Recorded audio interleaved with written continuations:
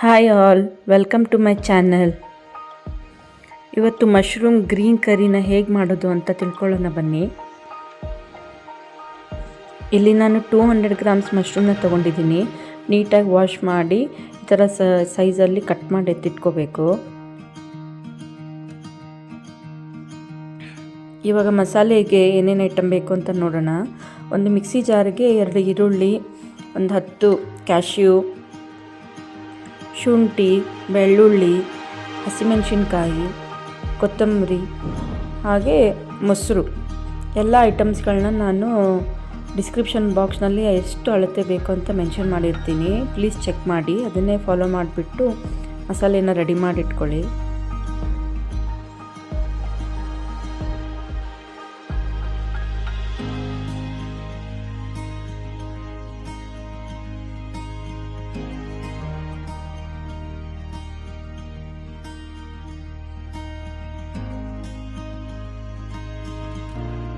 ಇವಾಗ ಒಂದು ಪಾತ್ರೆಗೆ 2 ಸ್ಪೂನ್ ಬೆಣ್ಣೆ ಹಾಕ್ಕೊಂಡು ಈ ರುಬ್ಬಿರೋವಂಥ ಮಸಾಲೆನ ಹಾಕ್ಕೊಂಡು ಚೆನ್ನಾಗಿ ಮಿಕ್ಸ್ ಮಾಡಿಕೊಂಡು ಸ್ವಲ್ಪ ಹೊತ್ತು ಮುಚ್ಚಿಟ್ಬಿಟ್ಟು ಬೇಯಿಸಿ, ಸ್ವಲ್ಪ ಹಸಿ ವಾಸನೆ ಹೋಗೋ ತನಕ ಚೆನ್ನಾಗಿ ಬೇಯಬೇಕು.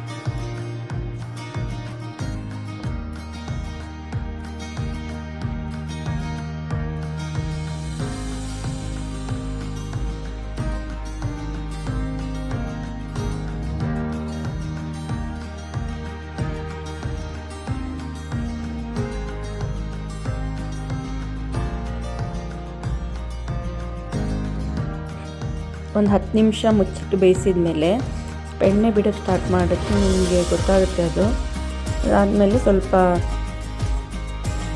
ಉಪ್ಪು ಹಾಕ್ಕೊಂಡು ಮತ್ತು 1 ಸ್ಪೂನ್ ಗರಂ ಮಸಾಲ ಹಾಕ್ಕೊಂಡು ಚೆನ್ನಾಗಿ ಮಿಕ್ಸ್ ಮಾಡಿ.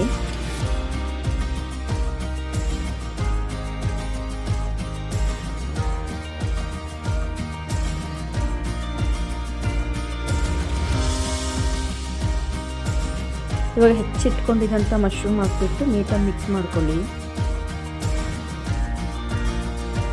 ಒಂದು 5 ನಿಮಿಷ ಬೆಂದ ಮೇಲೆ 1/4 ಕಪ್ಪು ಒಂದು 4-5 ಸ್ಪೂನಷ್ಟು ಫ್ರೆಶ್ ಕ್ರೀಮ್ನ ಹಾಕ್ಕೊಂಡು ಮಿಕ್ಸ್ ಮಾಡ್ಕೊಳ್ಳಿ.